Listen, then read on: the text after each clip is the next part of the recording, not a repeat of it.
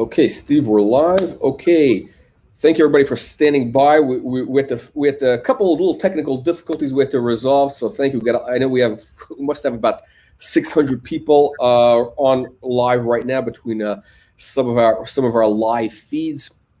So again, thank you everybody for joining Wall Street Reporter's next Superstock live stream for January 12th. We have back with us one of our top performing companies of 2020-21 now. We're in January 21, Empower Clinic, CBDT on the CSE, EPWCF over the counter, and the stock has been on fire. We started at 5 cents just in early October. I think we're north of 35 cents Canadian right now. So we're making new highs as we speak. A lot of great things happening with this company. So again, anybody that's new, we're here to bring you stocks which we believe have that 10x to 100x upside potential. So these are companies going after multi-billion-dollar market opportunities. They have multiple catalysts in place, and they're at the threshold of that explosive growth. They're right at that inflection point. And I think if you watch this presentation, you'll agree that, of course, Empower meets all three criteria. But look, check out Steve's presentation, ask Steve your questions, and then decide for yourself if Empower Clinics is going to be that next 100 baggers. So Steve, we're moving up from 10 baggers, 100 baggers now. So with that said, Steve, take it away. I'm going to come back when you're done for the Q&A. Great. Thank you, Jack. I appreciate being on the show again. And I first want to thank, all of our followers, all of our shareholders. We've had a lot of new people kind of come to follow our company, particularly late in 2020. That momentum is continuing on in 2021. And, we see it every day by new registrations, by the number of emails and text messages and WhatsApps that are coming in. So again, I'm very grateful to all the shareholders and followers. And we have a lot to talk about for 2021. We are not wasting any time. We didn't take much time off, if any, because there's too many important things going on. So today I'm going to go through our investor relations deck. This is an updated version. So some of you may have seen part of this before. We've updated it with some of the new things that have taken place late in the fourth quarter. I'm going to try to clip through it fairly quickly. If you haven't got this already yourself or downloaded it, you can go ahead and hit empowerclinics.com to our investor registration page and have the full PDF version of this sent to you. So always legal statements, the forward-looking statement. I encourage you to read through that for your own purposes. So I'm going to talk about kind of our purpose, things like our vision, kind of, what our company should stand for and kind of where we're going. So we believe that we are an integrated healthcare, or we believe that integrated healthcare is where our patients will have access to the best of all worlds. Healthcare is dramatically changing. And if the one thing our pandemic experience of the past year has taught us is that healthcare can evolve, and it must evolve. Our divisions provide body and mind wellness and for more than 200,000 patients now, and that number is going to be growing each and every week and month going forward. Our vision for the future, really, it's a world where all people have access to an integrated healthcare experience, dealing with both prevention and problems, combining body and mind wellness, treating patients with both alternative and conventional medicine. Our kind of high-level summary is we are definitely positioning ourselves to be a leader in integrated healthcare space, and integrated to us, kind of two sides of the equation. So we've always been strong in the paramedical side, and we definitely are moving over towards the primary care side of the industry and figuring out how to combine those two offerings. We have an experienced leadership team in healthcare and finance, technology, and capital markets. We've also, in 2020, really expanded our efforts in COVID-19 testing solutions. And we'll talk more about that later in the conversation. A theme for me has always been technology. We've been using telemedicine in our clinics in Oregon and in Arizona and in Washington State for quite some time now. You're going to see a continued theme from me going forward in 2021 about technology and the importance that technology will play in the delivery of healthcare. We also have something that I want to highlight, and this is particularly for maybe the Canadian followers to understand, that we're already well entrenched in the United States. We've got traction there, we have experts there, and it means that we understand the regulatory framework, the health insurance framework for the massive US market. And that can't be underscored. It's difficult for outside players to move into a US market if they don't have experience in the market. I lived and worked 10 years in corporate America and have quite a good understanding of what it means to operate, in business, run businesses in U.S. markets.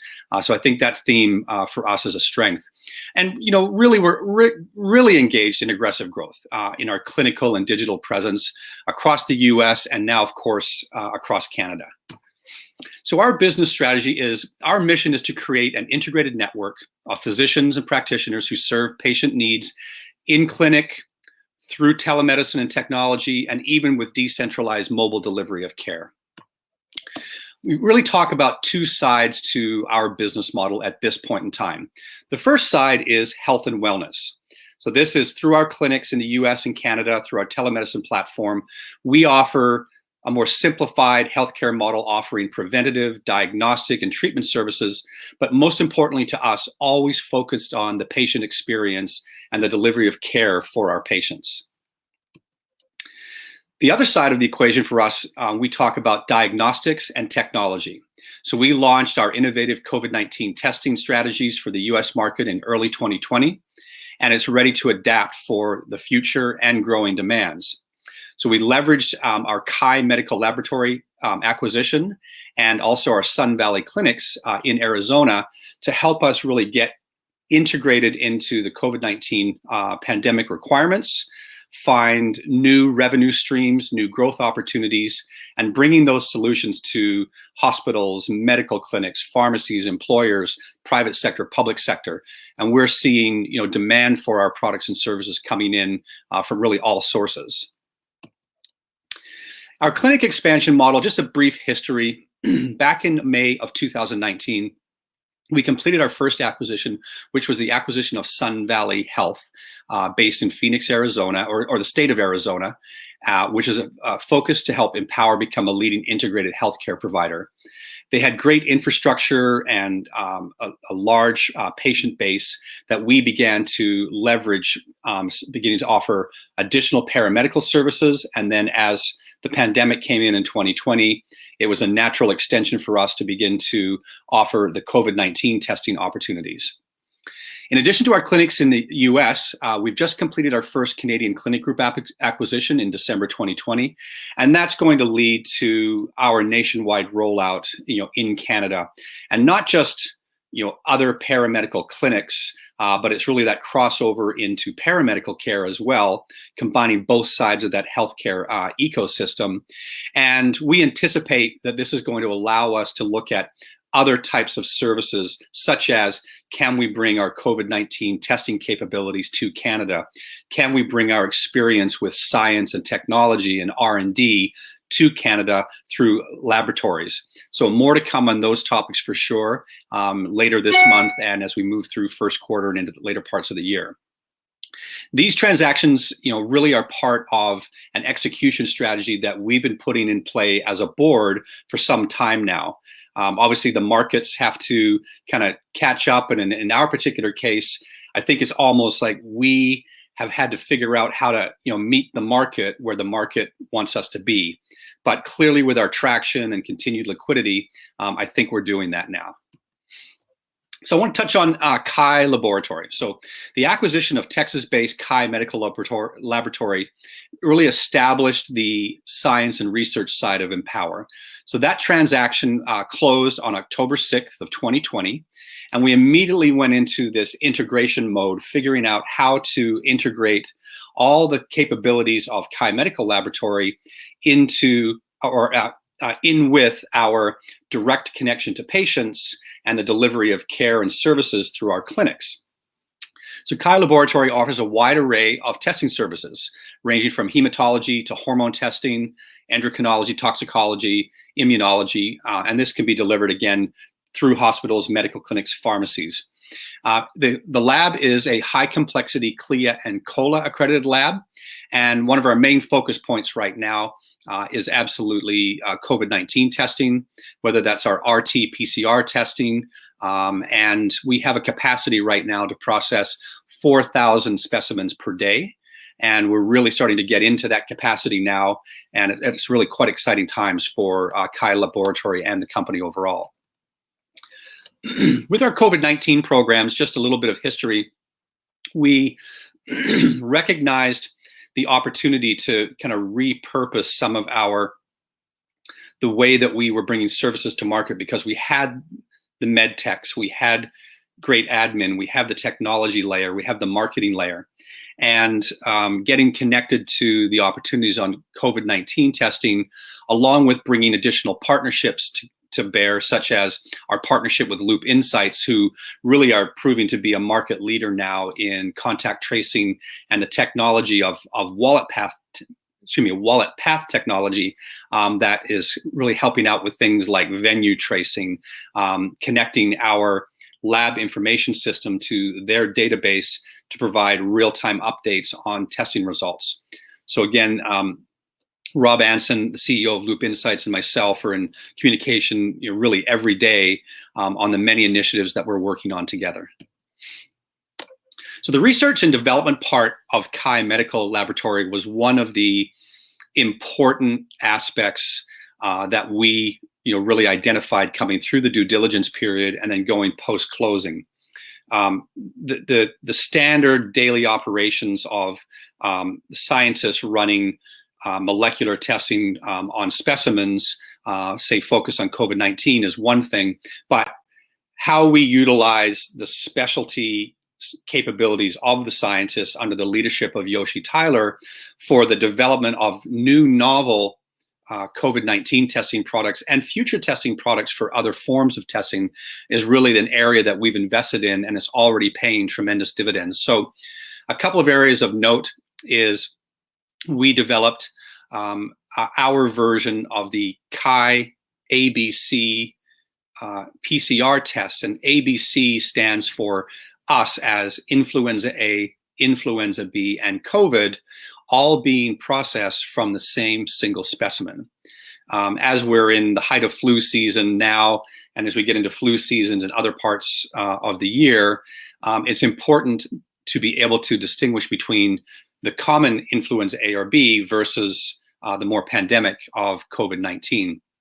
So that's something that we launched in Q4 of 2020, and it's kind of a bit of a no-brainer for our partners, where really at the same price you can get all three of these viral conditions tested from the same specimen.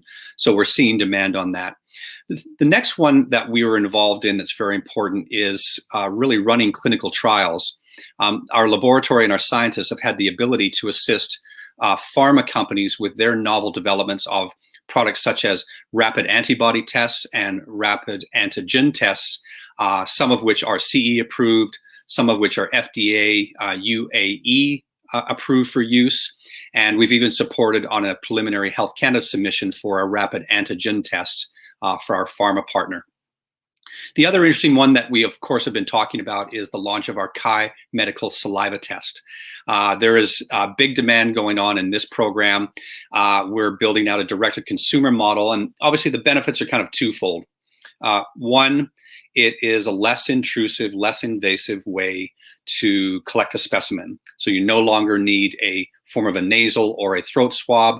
The specimen can be collected from saliva, which is spit into a collection tube, sealed, sent to our lab for standard PCR processing, or it could be processed as a Kai ABC PCR test as well.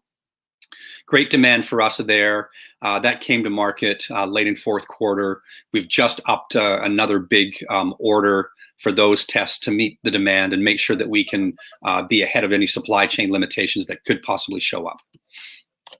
Our talent is going to be a big part of our growth going forward. We have about 75 purpose-driven professionals right now. We really see about 60 of them dedicated to exceptional healthcare service delivery. We've got a building and growing leadership team that are really diverse and bringing a lot of capability to our organization. Our work here in the first quarter in really overall organization development is an important theme for me to make sure that we're working as smart as we possibly can. I know we work hard, but we also have to be really thoughtful about how we align our resources to leverage the best of the capability and the capital that we've been able to develop. Leadership team looks as follows. Myself, I'm the chairman and the CEO of the company. We have Andreas Bunksha, is an attorney in Phoenix, Arizona, a very talented guy. He brings great support, obviously, with legal expertise, risk expertise, helps guide us on matters related to audit and compliance. He's an entrepreneur and has been a great friend to myself and the company. Dustin Klein is a board member. He was one of the co-founders of Sun Valley Health acquisition, and he is also our Senior Vice President of Business Development. Kyle Appleby is our Chief Financial Officer. Kyle is a very seasoned public company, particularly Canadian public company CFO. He's been a tremendous help for us already in being able to deal with the acquisitions coming on board, what integration looks like, and lead into all important, financial planning and our financial controls and into our audit. I do want to welcome and introduce Dr. Aviv Zimmerman. Dr. Aviv is one of the two principals from the Canadian Clinic acquisition. He is a physician, really talented, hungry, really looking forward to having his contributions to the leadership and the rapid growth that's coming for our Canadian Clinic rollout. We have Andrea Klein, who's our VP of Operations. She is also the other co-founder of Sun Valley from the acquisition in 2019, and she just brings exceptional operational capabilities that we lean on every single day. I also want to introduce Dr. Jordan Rabinowitz, the other principal of the Canadian Clinic acquisition. Dr. Jordan, again, is energetic, intelligent physician, deeply connected to patients and the delivery of care for our patients in Canada. And together, Dr. Jordan and Dr. Aviv are going to be helping me lead our large expansion objectives in Canada, and we'll have a lot more to talk about together in the very near future. And then we have Yoshi Tyler, who is the president of Kai Medical. She was the principal of Kai from the acquisition, doing a great job, 13 years with Pfizer, has incredible scientific expertise and connections in the laboratory space, and as I alluded to, particularly focused on research and development, and those investments are really bringing a lot of exciting growth for us. Financials, this is really a little bit historical, and almost is not going to apply as we're going forward, and we'll update this. This is really a reflection of a snapshot of how we kind of got growth going from 2018 to 2019. We were seeing significant growth in patients in 2019, going into 2020. And even coming into the pandemic, our growth rates through our core business units in Oregon and Arizona kept rolling. And so we were grateful for the work that they did, and we saw some nice growth rates. But none of these numbers reflect Kai Medical Laboratory. Nothing reflects the Canadian Clinic acquisition. So we'll be giving more guidance on these numbers going forward in the not too distant future. Another area that we talk about, these are historical numbers, we talk about patient growth. I leave this in now because one of the things that we experienced was the ability to have year over year significant patient growth from 2019 to 2020. And in this example, it's first half 19 to first half 20, and really explosive growth in patient counts. Patient count, laboratory specimen collections are really indicators of where our revenue is going. So these KPIs will continue to be important, and we will report these out on a regular basis. Comparables are something that we look at constantly from a capital market standpoint. On the left, we're looking at the lower green for Empower Clinics, where it says 5 million, is kind of a reflection of trailing 12 months. Market cap approximately 75 million. I think it's ticking up, higher than that right now. Produces about a 15 times multiple for TTM. We look at other large comparable companies doing some great work around North America and around the world. In the US, Teladoc or Amwell are very large organizations on major markets, whether it's NASDAQ or on the New York Exchange. Canadian companies like Cloud and Well also doing very commendable work. But the theme here for me is to note that their multiples on TTM are still significantly higher than ours.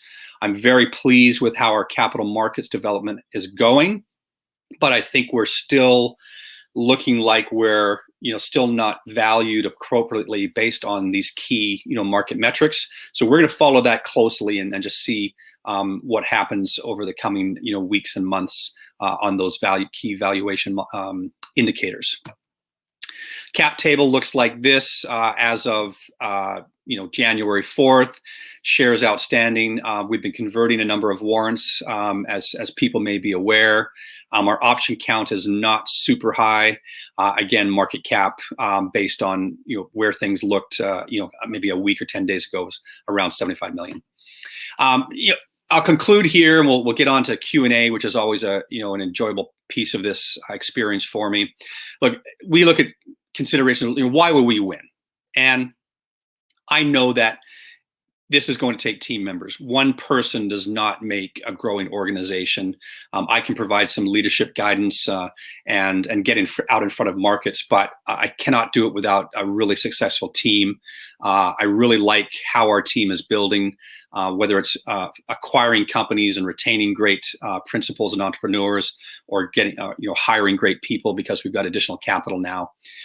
We've definitely got proven healthcare operations in the US. And again, I can't underscore that that's very important. It's very difficult to be a new entrant to the United States in healthcare and just show up and start operating.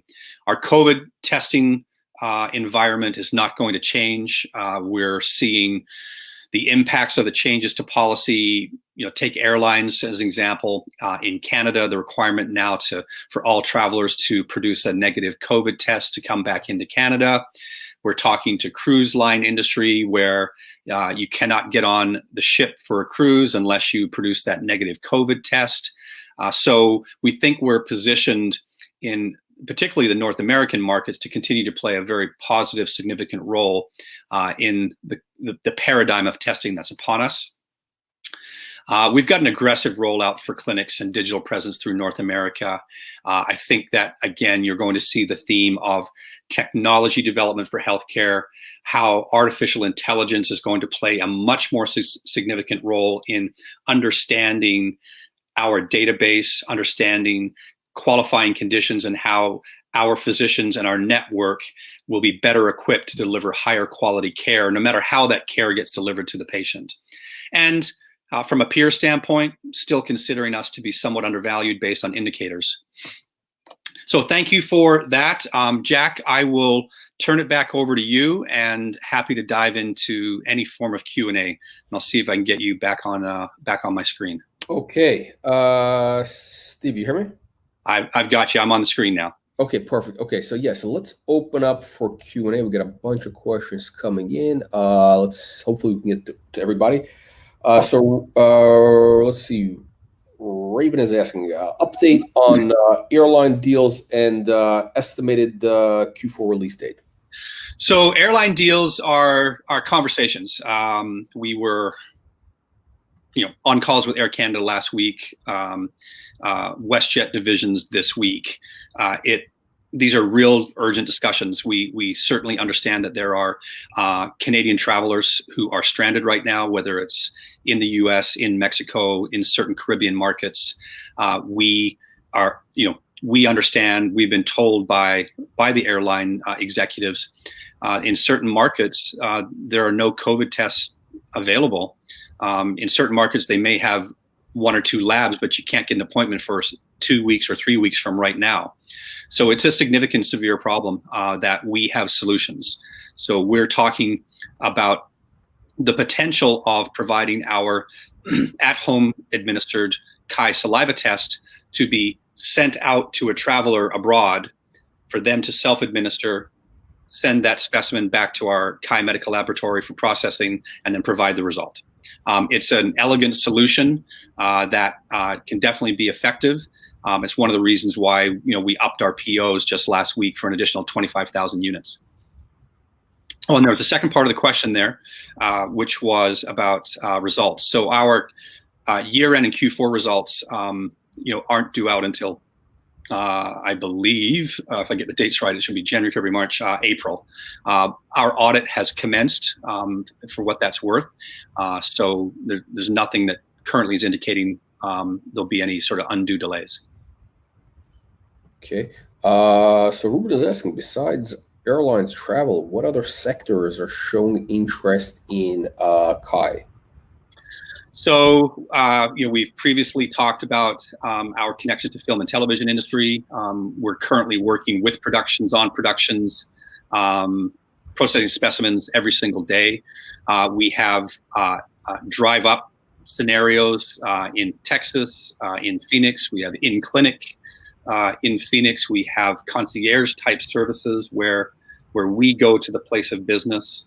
So it's really quite a variety of types of demand coming in. We have large banks in big markets like Dallas, Fort Worth, who are an example of how they're so concerned about the health and safety of their employees and their customers that they are doing regular and ongoing testing, and it's creating new demand for us that we're able to thankfully fill for them. Okay. A bunch of questions about Health Canada approval. Yeah, so there's a couple things going on with us for Health Canada. There's a number of fronts. So we helped API Pharma with their clinical trials data for their FDA, EUA approval.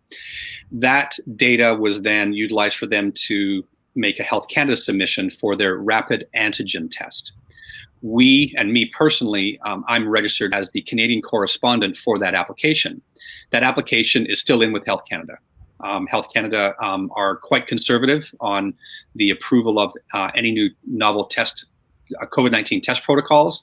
We continue to have dialogue with them. API Pharma continues to have dialogue with them also. There's a second category that I want to talk about with Health Canada. So the moment that we completed our Canadian clinic acquisition, it now gave us infrastructure in Canada. We've already submitted and are in conversation with Health Canada, being led by Dr. Jordan and Dr. Aviv, for our what's referred to as an MDEL license, MDEL. This is a medical device distribution and sales license that Health Canada requires that we have if we want to participate in bringing in any novel test kit, whether that's point of care PCR testing, whether that's a rapid test, whether it's even a COVID test of any sort that's not from Canada. So we can't simply just import a medical device and attempt to start selling. That's against policy. But now that we have Canadian infrastructure, we immediately have already filed our MDEL application. Okay. So yes, we're getting some questions about the clinic, kind of sort of the value add you're delivering. So we got a question here: how successful has CBDT been in increasing per capita patient revenue after acquiring the clinics? Yeah, so historically, we've done a pretty good job of that. We definitely have been able to maintain. We've definitely been able to prove to ourselves that we have the ability to layer on additional types of accretive services, and take COVID-19 testing in our Arizona clinics as a case in point. Everything pointed to the fact that we had the capability, we had the infrastructure, we have the technology to be able to deliver this new, novel service for us. And it's not a pivot because our other services were still going on, but we did prove that we could add additional services. We fully expect that as we roll out in Canada and we start to add additional types of paramedical services and combining those with our primary care initiatives, that we're going to be able to see this accretion in revenue per patient. So it's a good question because we need to look at revenue per patient. We need to look at patient counts. We look at stickiness. We look at repeat. We look at diversity of services. So as an example, does someone come in because of a pain management situation and requires physiotherapy or ultrasound, but then stays as a future customer for chiropractic or massage, and we generate additional types of revenue per patient. So all of that is part of the business model that Dr. Aviv and Dr. Zimmerman are leading for us. Okay. Okay. So there was a question, I can't find it, but I guess the question was, which we popped on the screen here, that how much does the average patient bring in terms of revenues? Yeah. So it's a bit hard for me to do it just off the cuff like this because we've got multiple patient categories. So do we say a patient in Arizona, or do we call a specimen collection through Chi Lab a patient? And then, of course, we've got the new Canadian acquisition. I know what our historical numbers look like. They're available in our financials. We report that out each quarter, and we will continue to do that going forward. Off the top of my head, I believe it was $138 US per patient. But again, if you go look to the third quarter financials that are public, second quarter, historically, those numbers come through. You'll see it in our MD&A section. As we do our year end and do our fourth quarter going forward, those same categories of metrics and KPIs will be reported in that similar fashion. Okay. I guess there's a couple of questions. There's a Twitter account said something about Health Canada approval. Is that, I don't know if that's from there was something seemed to be going around yesterday or the day before. I don't know exactly when this came up, but it got flagged to me like late yesterday. And I think what had happened was there was a post or a tweet that came out through the Chi medical account that was affirming that the company overall had received Health Canada approval. I think what should be commented there or prefaced is it was in reference to the type of test kit that the Chi saliva PCR test is based on. And I'll try to briefly explain this, but in the testing world, you have a test kit and a test kit manufacturer, and you have a lab. And of course, we play the lab side. We source our PCR specimen collection kit, and you have to combine it with your high complexity CLIA immunoassay, which is dedicated to your lab, in order to process the test to get a result. So you need both sides of it. Our Chi Medical Saliva Test Kit is manufactured by a Canadian company called DNA Genotech out of Ottawa. That test kit protocol is approved for Health Canada. It's also approved for FDA UAE, and that's why we utilize it in the United States. We can't utilize that in Canada because we don't have a lab in Canada, and we don't have our own assay in Canada to process those tests. But by starting the MDEL application, having our Canadian infrastructure, looking at lab opportunities going forward, there is a potential that we could potentially use that version of a saliva test, which is Health Canada approved. So I think it created a little bit of confusion, and I hope that clears it up slightly. I got a question about the capacity at Chi Labs. So our capacity is, we peg it at 4,000 RT-PCR test specimens per day.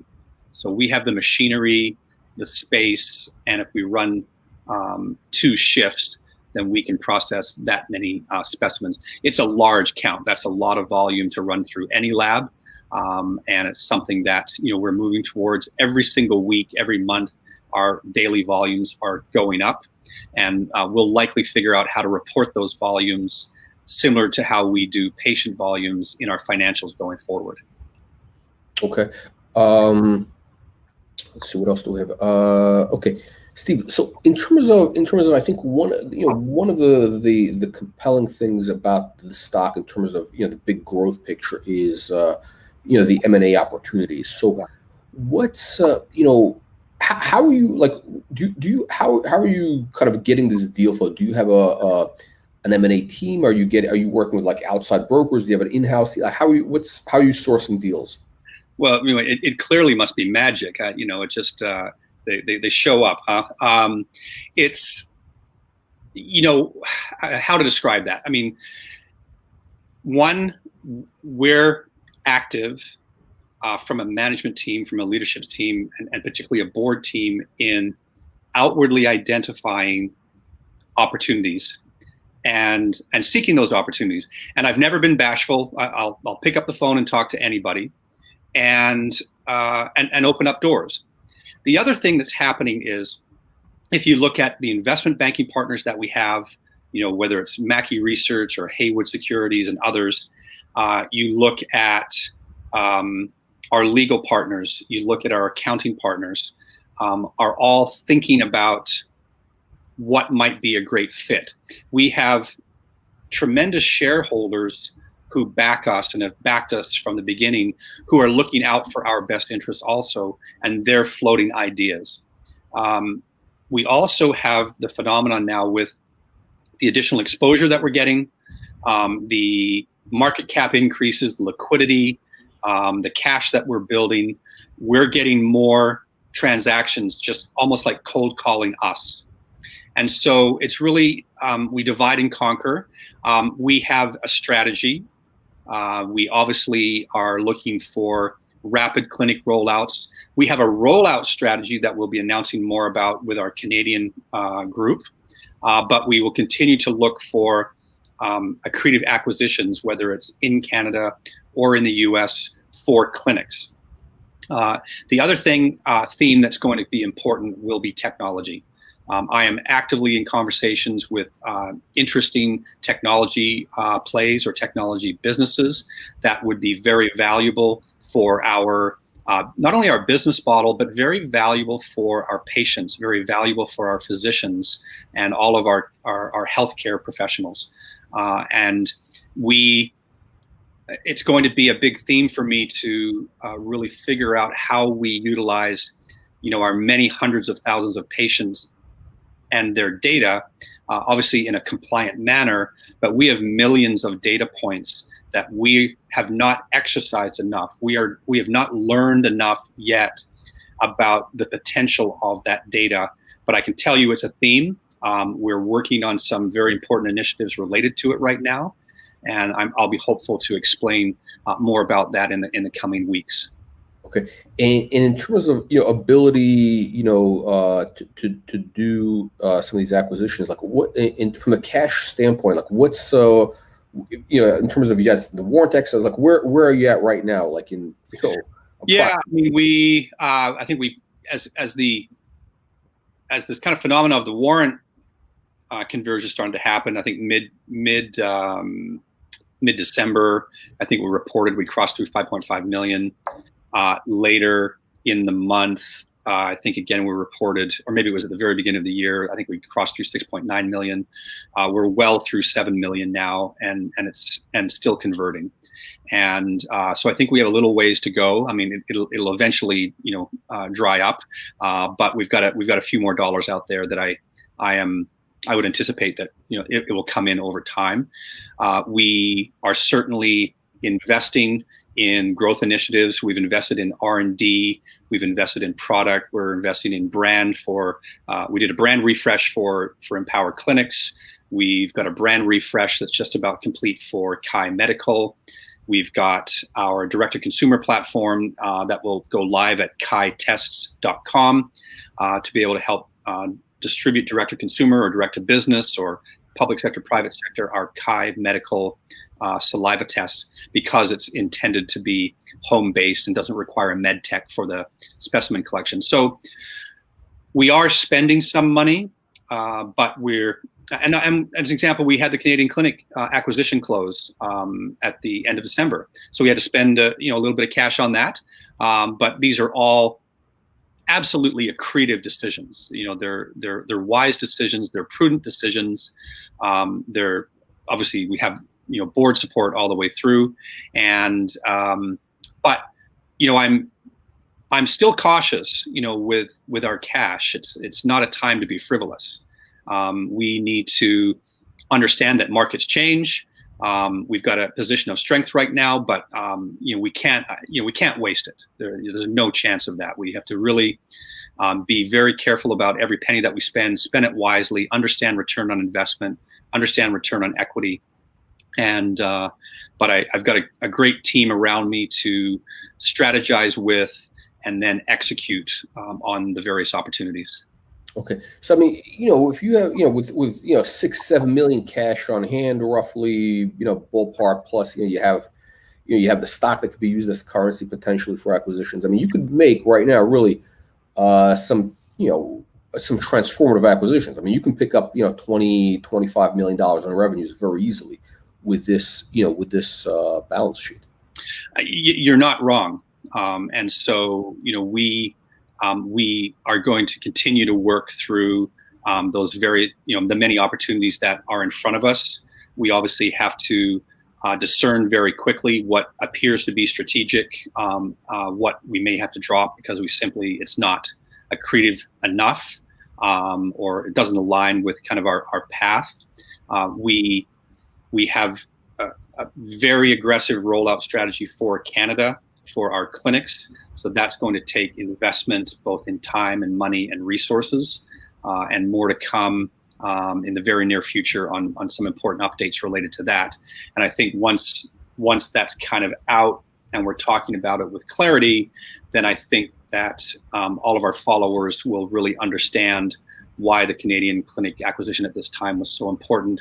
And having the leadership of Dr. Aviv and Dr. Jordan to help drive it, it's already paying dividends. We're what are we, 10 days, 12 days into the new year, and the amount of momentum and progress that they're making on what we knew was coming, I'm very, very pleased with. Okay. We have Michael saying he's an early investor. He wants to call you. He's got a potential potential deal for you. So you can be expecting his call. Michael, I see. Where's your contact info? Is on the website, right? It's on the bottom of every press release. It's on the website. Okay. Send me a text or a WhatsApp, and we certainly have intentions of talking a lot more about our mental health strategy going forward. But we needed our Canadian Clinic Group acquisition closed first, because our strength is always going to be with managing physicians, managing patient care, and the delivery of new novel mental health products, such as some of the many forms of potential psychedelics coming to market, is still going to require physician delivery of care. They're not going to be sort of recreational products like we saw in the medical cannabis space. Okay. Okay. So in terms of what else do we have in terms of what's in the pipeline in terms of news flow for the next couple of weeks that we could be looking forward to? Yeah, I think it's really continued updates, and no priority, just kind of what's coming to mind. We've got continued updates on our conversations with major industries related to testing throughout North America, whether it's airlines and cruise lines. There's so much going on right now with that. We've certainly got our expansion in our Kai Medical Laboratory branding and getting that new brand, the new packaging in the hands of consumers wherever they are, wherever they want them. Canadian Clinic updates will be a top priority for sure, and then it will be around what's happening on some of these technology, merger and acquisition opportunities, because they're getting really interesting, and so I would say those are some of the themes that are coming, and then probably just trying to continue to update our followers and some of our kind of progress that we're making on key metrics, key KPIs, all within the realm of, securities law and not overly providing guidance, but at least continue to talk about how we manage ourselves as a company. And again, to try to help our followers as best as possible understand kind of how we're moving and also really why we're, making the moves that we've made. Because ultimately this all turns into top line revenue and free cash flow. That's what's going on here. And that's one of the things that we've always had is we're making money. We're running a business here, and we need to do it in a growth way, but we also need to strive for earnings per share and profitability. Okay, so there's a lot of people in our audience, Steve. I'm sure they're not very patient. They want immediate instant gratification. That's the way the world is. So I'm seeing a bunch of comments here today that the stock is down. What was it, 5 cents? I mean, the stock started at 5 cents. What is it? We're almost 40. So if it's down, it's this is like a normal normal volatility in the micro cap world. What was I going to say? So Steve, so in terms of you have the M&A stuff, you have kind of a pipeline of acquisitions. You mentioned sort of tech a couple of times. Like, are you looking at any type of telemedicine applications, health tech? Like, what kind of stuff is in your sights right now? Yeah, so I mean, we've been a telemedicine user, for the last 2 years. I mean, we use it every day in our clinics in one form or another. So, to say that telemedicine is new for us is actually not correct. We've been using it all along. There are different forms of telemedicine virtual technology that connect patients to physicians. Sometimes the technology is just used for internal purposes only. Sometimes it's creating a network or really like almost like a SaaS model, a platform for technology. So we're looking at some technologies like that could greatly accelerate adding more physicians to our network and more patients. Because ultimately what we want are access to patients. We need to have a path that demonstrates that we're going to have access to millions of patients in the future, not hundreds of thousands of patients. Knowing that access to patients and having the physician network to serve them is a direct correlation to future revenue. So it's kind of a simple equation if you think about it, but getting there and the execution of that is a whole nother thing. I think that the understanding patient needs even before the patient arrives at the physician, whether it's connecting through smart devices like an iPhone or an Apple Watch or a Garmin that someone wears, and to the extent that you can use artificial intelligence to pull that data in, organize that data into the EMR platform that the physician uses every day to manage the patient. So we're looking at technologies that accelerate that, and really the concept would be something like if, and this is an arbitrary scenario, but let's say a patient was a diabetic patient, and how novel would it be that their health data from the last 3 months was pulled into the physician's system prior to the physician even visiting with that patient, whether it's in clinic or virtually, and understanding that their blood work results are not favorable, but they also look at their health steps and their exercise, and they can see there's correlation there to help understand why things might be changing for a patient. You're looking at wearables? What you're looking at is connecting to wearables. So, I have an iPhone, we have an Apple Watch, we have devices already, but to the extent that you can connect to wearables using IoT, so Internet of Things, and utilizing database technology and artificial intelligence to figure out all that data and present it in a interesting, novel way, are just some of the tech that's out there that are coming to us as the way that the delivery of healthcare model will improve in the future. And it's going to require technology. The traditional methods, the pandemic has taught us that it must evolve. So I don't anticipate we're ever going to go back to what we saw 1 year ago as kind of the standard model. It's shifted. I think it's shifted forever and for the better. We're just playing an important role there, and we recognize that we have to be a leader in bringing these technologies to market for our physicians, for our patients, and frankly for the business model as well.